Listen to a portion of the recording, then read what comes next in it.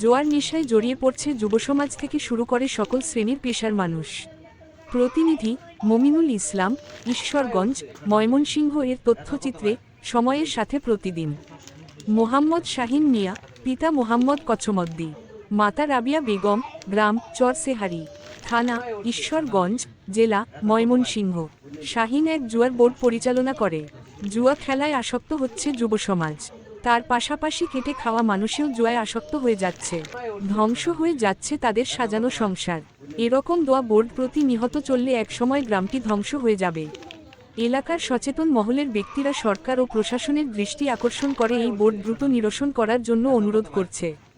জুয়া বোর্ড পরিচালনাকারী শাহিনকে দ্রুত আইনের আওতায় এনে দৃষ্টান্তমূলক শাস্তির ব্যবস্থা করার অনুরোধ জানিয়েছেন।